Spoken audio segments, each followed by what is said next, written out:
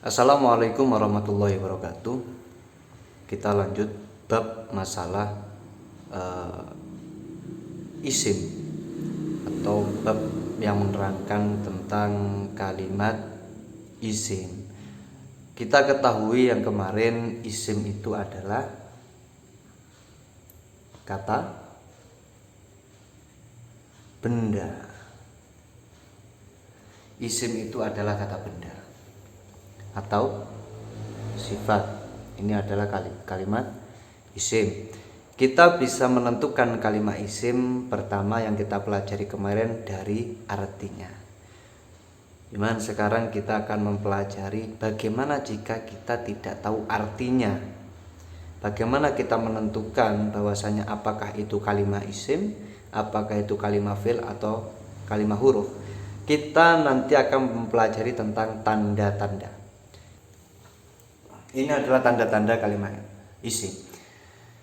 Tanwin, pasti kita semua sudah mengenal tanwin. Tanwin ada fathah tanwin, kasroh tanwin, dan dhammah tanwin. Al ini biasanya di depan kalimat al. Kita bahas satu persatu dulu. Kita bahas yang pertama, yaitu adalah tanwin. Contoh baitun.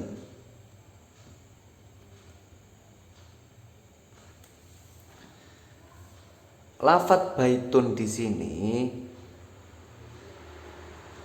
adalah kalimat isim. Semisal kita nggak tahu artinya, apa itu baitun artinya, kita nggak tahu. Karena kita nggak tahu artinya, berarti kita tidak bisa menentukan kalimat itu isim, fi'il, apa, huruf. Karena kita belum tahu artinya. Kemarin yang kita pelajari, kita mengetahui artinya dulu, baru kita bisa menentukan itu kalimat apa.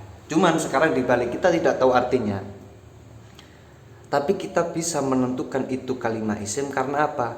Karena tanwin. Baitun, taknya di situ tanwin. Karena lafadz baitun ini ada tanwin, berarti dipastikan itu adalah kalimat isim. Contoh lagi, mas jidun.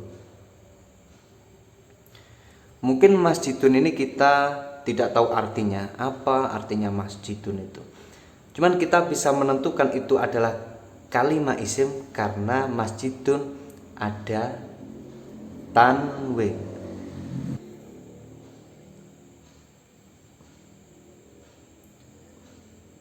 Dujajun ini bahasa asing, maksudnya kita jarang mendengar lafaz dujajun. Kita tak tahu artinya apa itu dujajun,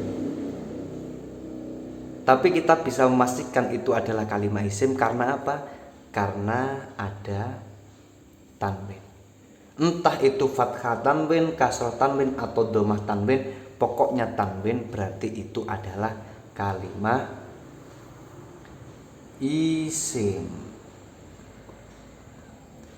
Karena tandanya tanwin. Mungkin dari sini bisa difaham.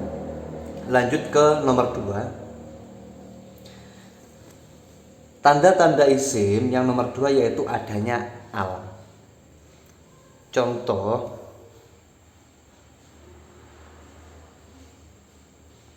alhamdu. Lafadz alhamdu di sini kita misal tidak tahu artinya apa itu artinya alhamdu. Cuman kita bisa menentukan apakah itu isim, fi'il, apa huruf dari tanda-tandanya.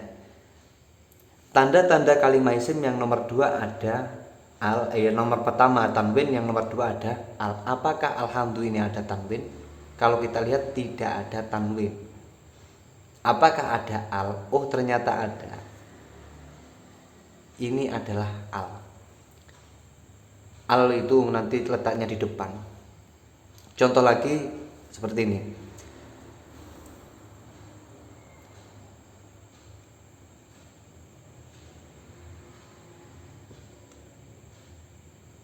Al-barku. Lafadz al-barku ini kita tak tahu artinya apa al-barku. Cuman kita bisa mengetahui kalau ini pasti kalimat isim karena apa? Karena ada al. Jadi alhamdu, albarku, dan al yang lainnya ini juga pasti nanti kalimat isim. Karena apa? Karena al. Kalau baitun, masjidun, dujajun ini kita bisa menentukan itu kalimat isim karena diakhiri tanwin atau ada tanwin.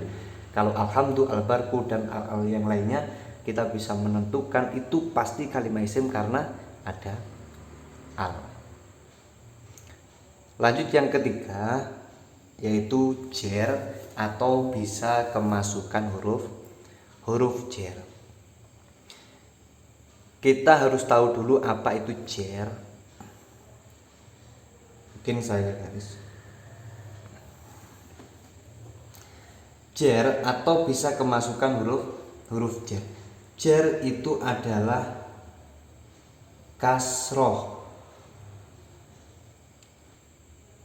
Untuk pengenalan awal kita kasih arti dulu, jer itu adalah kasroh. Sebenarnya jer itu bukan kasroh, cuman untuk memudahkan nanti kita ambil jer itu adalah kasroh. Sedangkan di buku itu ada beberapa huruf jer, yaitu min, ila, an, ala,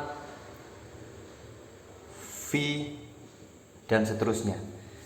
Min, ila, an, ala, fi, ruba, dan seterusnya itu adalah kalimat huruf.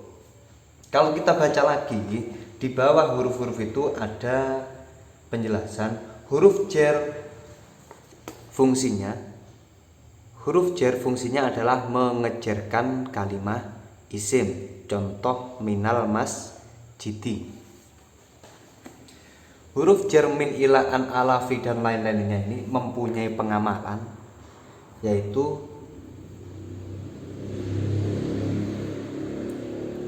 mengejarkan kalimat isim. Apa itu mengejarkan? Kita tahu tadi jer adalah kasroh, berarti mengejarkan kalimat isim berarti mengkasrohkan kalimat isim. Contoh seperti ini, min bertemu dengan masjidun.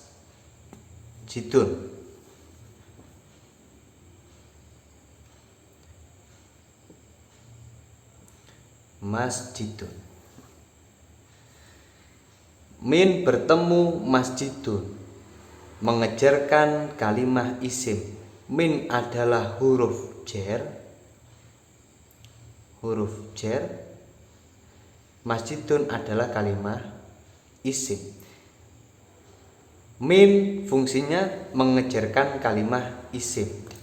Kalau kita lihat masjidun di sini harokatnya dhammah tanwin, berarti ini harus dijerkan.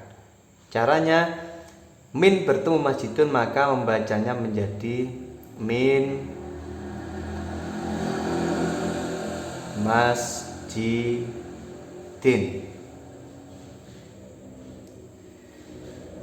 Awalnya dhammah berubah menjadi kasroh. Alasannya apa?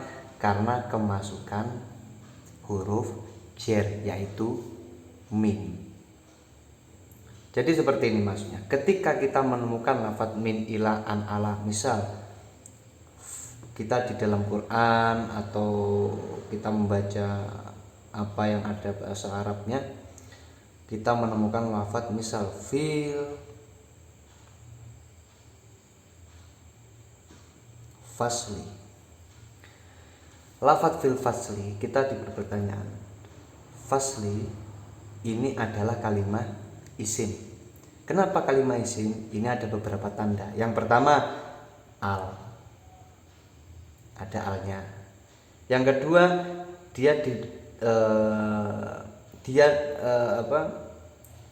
itu kalimat isim karena kemasukan huruf jer. Mungkin sampai sini bisa difaham. Untuk penjelasan min bertemu masjidun menjadi min masjidin nanti akan diterangkan bab yang lebih khusus masalah huruf jar. Cuman kita harus mengetahui dulu bahwasanya kalau ada lafadz yang kemasukan huruf jar pasti di situ adalah kalimat isim. Contoh satu lagi biar bingung. Ala kaumin. Pertanyaannya lafadz kaumin. Lafadz kaumin di sini adalah kalimat isim. Kenapa kok tahu kalimat isim? Dari mana? Ini adalah kalimat isim. Dari mana kita tahu itu adalah kalimat isim? Pertama karena ada tanwin.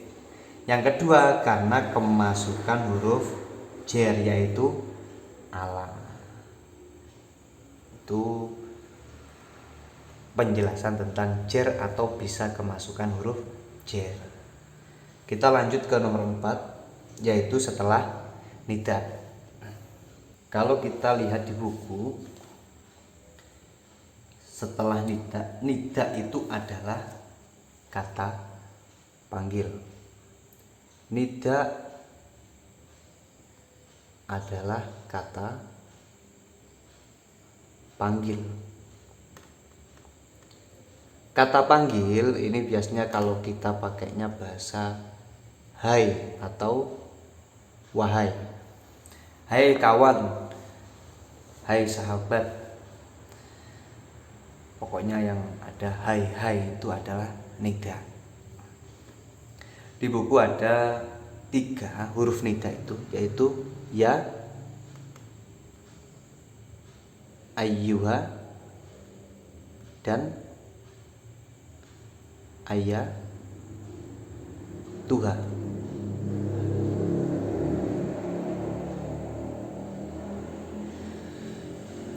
Kita tidak akan memperdalam masalah nida ini karena nanti ada babnya sendiri. Kita hanya perlu mengetahui ini, kalau ada lafaz kok jatuh setelah nida atau jatuh setelah ya ayyuha ayatuha, bisa dipastikan itu adalah isim. Karena tanda-tanda kalimat isim yang nomor 4 setelah nida. Contoh, ya Rahman. Contoh lagi, ya Rohimu.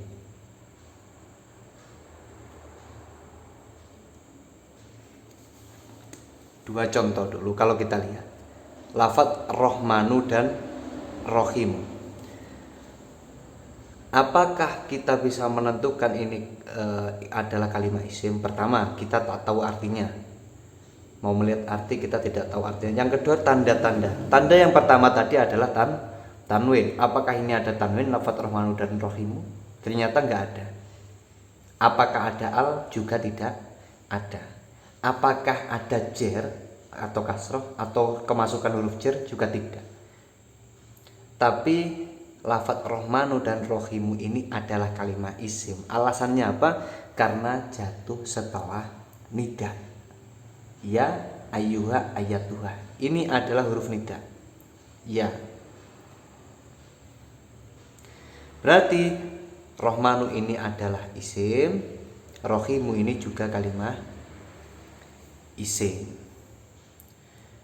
Mungkin seperti itu, semoga bisa difaham. Banyak sekali contoh-contoh, misal di Asmaul Husna, ya Allah, ya Rahmanu, ya Rahimu, ya Malik, dan lain-lain. Mungkin itu penjelasan setelah nida, dan kita sudah selesai menerangkan tentang tanda-tanda kalimat isim. Di bawah situ ada kata-kata seperti ini. Jika sudah ada al maka tidak boleh ada tanwin. Juga sebaliknya. Contoh alhamdu atau hamdun, tidak boleh dibaca alhamdun. Al dan tanwin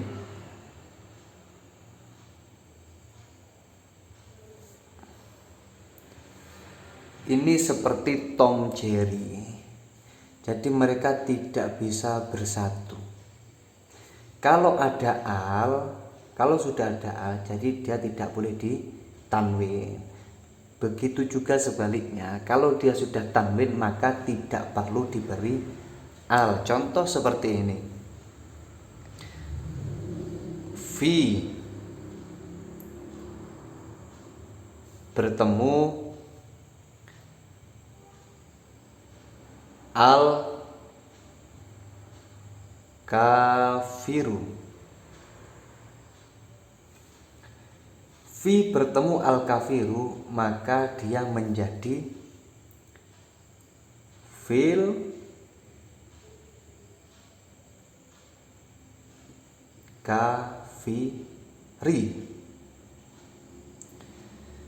Fil kafiri. Kenapa ru menjadi ri? Karena kemasukan huruf jer. Huruf jer tadi apa pengamalannya? Mengejarkan kalimat isim. Fi mengejarkan kalimat isim. Al kafiru ini adalah isim karena ada al. Ini tidak boleh kita tulis fil kafirin, ini tidak boleh. Ini salah. Karena al dan tanwin ini tidak boleh menjadi satu. Begitu juga sebaliknya. Misal seperti ini. Kita tidak memberi harokat, misal fi bertemu muslimun.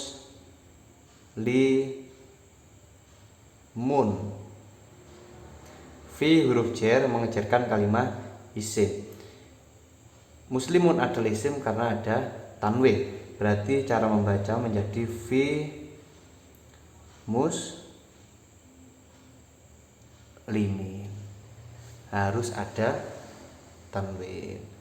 Tidak boleh kita membaca fi muslimi ini. Jangan, kalau bisa harus ada tanwin. Karena apa? Karena tidak ada al. Jadi kalau ada al tidak boleh ada tanwin. Kalau ada tanwin nggak boleh ada al. Jika tidak ada al berarti harus ditanwin. Pokoknya harus ada. Kalau isim harus ada al atau harus ada tanwin, tapi tidak boleh dijadikan satu. Al kafirin tidak boleh seperti ini. Nanti salah, harus al kafiri karena al dan tanwin tidak bisa menjadi satu. Mungkin sekian, semoga bermanfaat. Akhirul kalam, assalamualaikum warahmatullahi wabarakatuh.